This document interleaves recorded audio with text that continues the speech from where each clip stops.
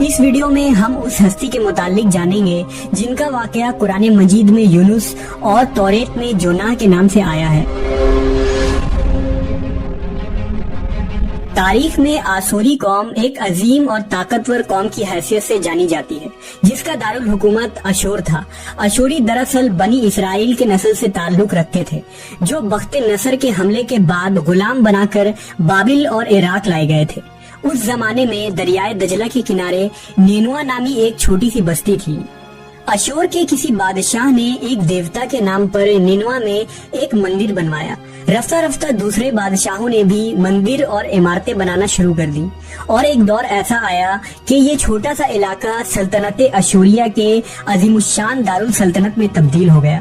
نینوا شہر کے بیچوں بیچ مندر اور شاہی محل تھے جہاں سے اشوریوں کا بادشاہ پورے سلطنت پر حکومت کرتا تھا اور اونچے تخت پر بیٹھ کر بازاروں، گلیوں اور تفریح گاہوں کا نظارہ کیا کرتا تھا۔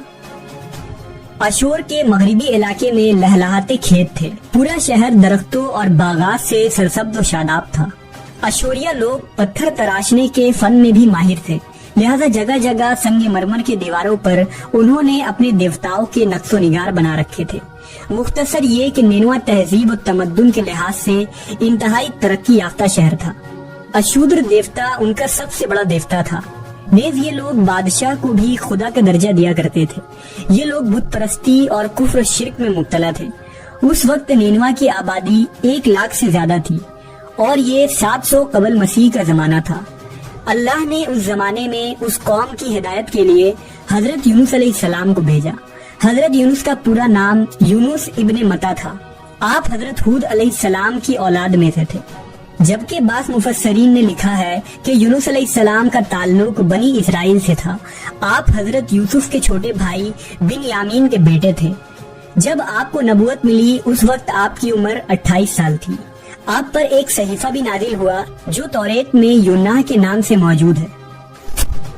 حضرت یونس سب سے پہلے اشوری بادشاہ کے پاس گئے اور اسے پیغام حق سنایا۔ اسے خدائی کے جھوٹے دعوے سے توبہ کرنے کا حکم دیا اور ایک اللہ کی عبادت کی طرف بلایا۔ یونس علیہ السلام نے اس سے ان اسرائیلی قیدیوں کو آزاد کرنے کا بھی حکم دیا جسے اس نے قید کر رکھا تھا۔ نینوا کا بادشاہ آپ کی باتیں سن کر غضبناک ہو گیا اور آپ کی جان کا دشمن بن گیا، لہذا آپ علیہ السلام نینوا کے عوام کے پاس گئے اور انہیں توحید کی دعوت دی۔ انہیں شرک و بت پرستی اور دوسری برائیوں سے توبہ کرنے کو کہا، مگر اہل نینوا نے ایمان لانے سے انکار کر دیا اور اللہ کے رسول کو جھٹلا دیا۔ یونس علیہ السلام مسلسل اس کوشش میں رہے کہ ان کی قوم کے لوگ راہ راست پر آ جائیں۔ آپ نے انہیں بہت سمجھایا اور دعوت کے کام کو جاری رکھا۔ دیکھتے دیکھتے 40 سال کا عرصہ گزر گیا، لیکن یہ قوم حضرت یونس کا انکار کرتی رہی اور شرک پر ڈٹے رہے۔ نیز حضرت یونس کو دھمکیاں بھی دی گئیں کہ اگر آپ نے اشودر دیوتا کے خلاف کچھ کہا تو وہ آپ کو قتل کر دیں گے۔ آخر کار حضرت یونس اپنے قوم سے مایوس ہو گئے۔ جب ان کی سرکشی اور نافرمانی انتہا کو پہنچ گئی تو اللہ نے حضرت یونس کو حکم دیا کہ لوگوں کو آگاہ کر دو کہ 3 دن کے اندر ان پر عذاب آنے والا ہے۔ لہذا آپ نے اہل نینوا کے سامنے اعلان کیا کہ اگر تم نے 3 دنوں کے اندر بت پرستی اور شرک سے توبہ نہ کی تو تم پر اللہ کا قہر نازل ہوگا اور پورا شہر تباہ و برباد ہو جائے گا۔ لوگوں نے آپ کا مذاق اڑایا اور جواب میں کہا، ہم تمہارے رب کی طرف سے عذاب کے منتظر رہیں گے۔ آپ کی قوم نے آپس میں مشورہ کیا تو اس بات پر سب کا اتفاق ہوا کہ یونس کو کبھی جھوٹ بولتے نہیں دیکھا گیا، لہذا ان کی بات نظر انداز نہیں کرنی چاہیے۔ مشورے میں یہ بھی طے ہوا کہ دیکھا جائے کہ اگر یونس علیہ السلام رات بستی کے اندر اپنے گھر میں مقیم رہتے ہیں تو سمجھ لو کہ کچھ نہیں ہوگا، اور اگر وہ یہاں سے کہیں اور چلے جاتے ہیں تو یقین کر لو کہ صبح عذاب ضرور آئے گا۔ حضرت یونس علیہ السلام رات کو اس بستی سے نکل گئے۔ صبح ہوئی تو عذاب الہی کا ایک سیاہ دھواں بادل کی شکل میں بستی والوں کے سروں پر منڈلانے لگا۔ جب وہ ان کے قریب ہونے لگا تو ان لوگوں کو یقین ہو گیا کہ اب وہ سب ہلاک ہونے والے ہیں۔ दरअसल हजरत यूनुस अलैहिस्सलाम अपनी कौम से नाराज होकर चले गए थे, मगर उन्हें वहाँ से निकलने का हुक्म नहीं दिया गया था। वो अजाब की इत्तला देने के बाद अल्लाह की इजाजत के बगैर अपना इलाका छोड़ गए थे। आसार अजाब देखकर जब अशूरियों ने तौबा व इस्तगफार की तो अल्लाह ने उन्हें माफ कर दिया। अल्लाह ताला किसी कौम को उस वक्त तक अजाब नहीं देता जब तक वो अपनी हुज्जत पूरी नहीं कर लेता। बस जब यूनुस अलैहिस्सलाम ने उस कौम में मुहलत के आखिरी लम्हे तक नसीहत का सिलसिला जारी नहीं रखा और अल्लाह के मुकर्रर करदा वक्त से पहले वो खुद ही हिजरत कर गए, तो अल्लाह के इंसाफ ने उस कौम को अजाब देना गवारा न किया और उन्हें माफ कर दिया गया। जब हजरत यूनुस अलैहिस्सलाम फरात के किनारे पहुँचे तो एक कश्ती को मुसाफिरों से भरा हुआ पाया। हजरत यूनुस कश्ती में सवार हो गए और कश्ती ने लंगर उठाया। पूरे दिन में कश्ती समुंदर में सुकून से चलती रही। अचानक ऊंची ऊंची लहरें उठने लगी।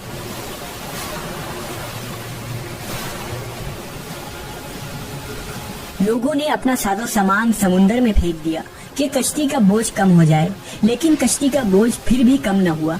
जब कश्ती डगमगाने लगी तो कश्ती के गर्क होने का यकीन होने लगा। अहले कश्ती ने अपने अकीदे के मुताबिक कहा कि ऐसा मालूम होता है कि इस कश्ती में कोई गुलाम अपने आका से भागा हुआ है। जब तक उसको इस कश्ती से अलग न किया जाएगा निजात मुश्किल है। यूनुस अलैहिस्सलाम ने सुना तो उनको तंबीह हुआ कि अल्लाह को मेरा निनवा से वही का इंतजार किए बगैर इस तरह चले आना पसंद न आया और ये मेरी आजमाइश के आसार हैं। ये सोचकर उन्होंने अहले कश्ती से फरमाया कि मैं ही वो गुलाम हूँ जो अपने आका से भागा हुआ हूँ। लिहाजा 3 मरतबा कुरान अंदाजी की गई और तीनों मरतबा हजरत यूनुस का नाम निकला। तब मजबूर होकर उन्होंने हजरत यूनुस को दरिया में डाल दिया।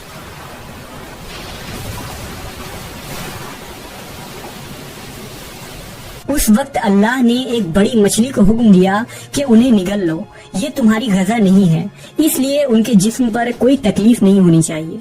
मछली ने हजरत यूनुस को अपने पेट में निगल लिया। यूनुस अलैहिस्सलाम ने जब मछली के पेट में खुद को जिंदा पाया तो बारगाह इलाही में अपनी निदामत का इजहार किया कि मैं वही इलाही का इंतजार किए बगैर और अल्लाह से इजाजत लिए बगैर उम्मत से नाराज होकर निनवा से निकल आया। हजरत यूनुस ने मछली के पेट में अल्लाह को पुकारा। उन पर 3 अंधेरे इकट्ठे हो गए थे, रात का अंधेरा, मछली के पेट का अंधेरा और समुंदर का अंधेरा। आपने उन अंधेरों में ये कलमात कहे, अल्लाह तेरे सिवा कोई माबूद नहीं, तू यकता है, मैं तेरी पाकी बयान करता हूँ, बेशक मैं अपने नफ्स पर खुद ही जुल्म करने वाला हूँ। रिवायतों के मुताबिक अगर हजरत यूनुस ये तस्बीह न कहते तो कयामत तक मछली के पेट में रहते। रसूल अल्लाह सल्लल्लाहु अलैहि वसल्लम ने फरमाया कि जब यूनुस ने ये दुआ की तो ये कलमात अर्श के गिर्द घूमने लगी। फरिश्ते कहने लगे कि ये बहुत दूर दराज जगह से आवाज आ रही है, लेकिन कान उससे पहले इससे आशना जरूर है और आवाज बहुत ही कमजोर है।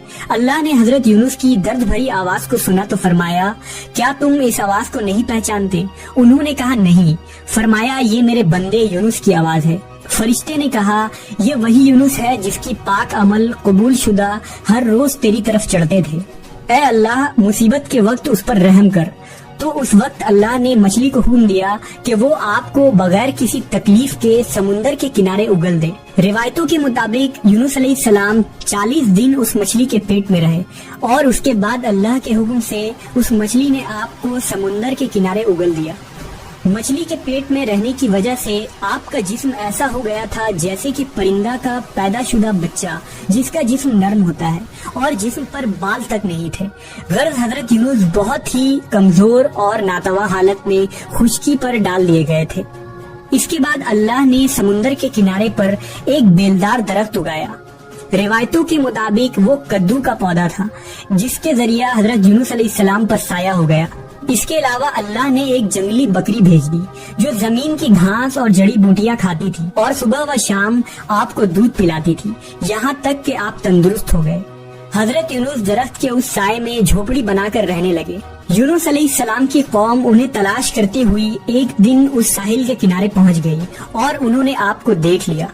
उन्होंने आपके हाथ पर इस्लाम की बैत कर ली और साथ ही अल्लाह से तौबा व इस्तिग़फ़ार करने लगे। यूनुस अलैहिस्सलाम दोबारा निनवा चले गए और वहाँ रहकर अपनी कौम की रहनुमाई फरमाई। حضرت یونس کی زندگی نینوا ہی میں گزری اور وہیں آپ کا انتقال ہوا۔ اس قصے سے ہمیں یہ سبق ملتا ہے کہ کسی بھی حال میں اللہ کی رحمت سے مایوس نہیں ہونا چاہیے اور نہ ہی ہدایت کے معاملے میں اپنی ذات پر بھروسہ کرنا چاہیے۔ ہدایت تو بس اللہ ہی کی طرف سے ہے، ہمارے ذمے بس پیغام حق پہنچانا ہے۔